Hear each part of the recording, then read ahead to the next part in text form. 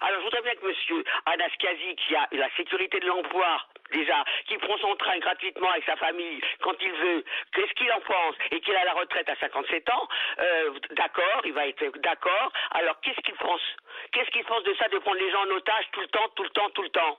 Alors, Anas, puisque tu es directement interpellé par Claude, colère, hein, elle est pas contente. Claude, elle est en colère, mais Claude, elle devrait allumer la télé pour essayer de se renseigner sur ce qui se passe. Donc déjà, depuis la réforme Marisol Touraine, c'est l'ensemble des travailleurs de ce pays cotisent 43 annuités. C'est-à-dire que moi, je suis rentré à la SNCF à 25 ans, j'ai travaillé un peu, mais moi, la caisse de prévence m'a envoyé ma date de retraite. C'est 64 ans, d'accord? Donc quoi qu'il arrive, 57 ans, ça n'existe pas, mais je vous laisse vérifier, ne me croyez pas sur parole. Vous tapez caisse de prévoyance et de retraite, vous cherchez, c'est 43 annuités pour la totalité des travailleurs et des travailleuses de ce pays.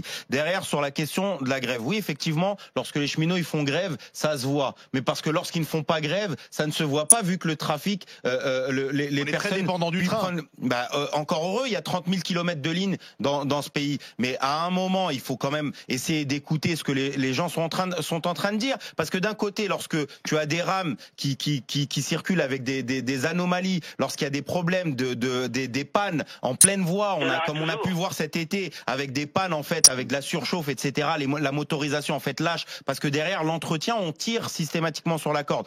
Les agents du matériel, ce ne sont pas des nantis, ce sont des personnes au plus bas des salaires, d'accord? C'est ce qu'on appelle, ce sont des qualifs B, c'est l'exécution. Ce sont des personnes qui partent à la retraite avec 1100 €, d'accord? Ils finissent, ils font 40 ans de carrière.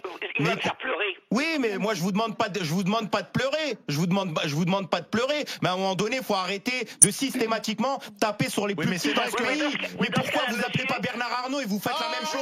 Mais ça c'est insupportable. C'est insupportable. On a entendu une demi-heure. Mais il y a des gens qui sont milliardaires, ils ont jamais mis un scotch sur un carton, ils ont jamais conduit une Renault trafic. Et on les emmerde jamais. Et on vient systématiquement emmerder des gens qui se réveillent à 3 heures du matin dans ce pays, qui tirent les trains, c'est insupportable.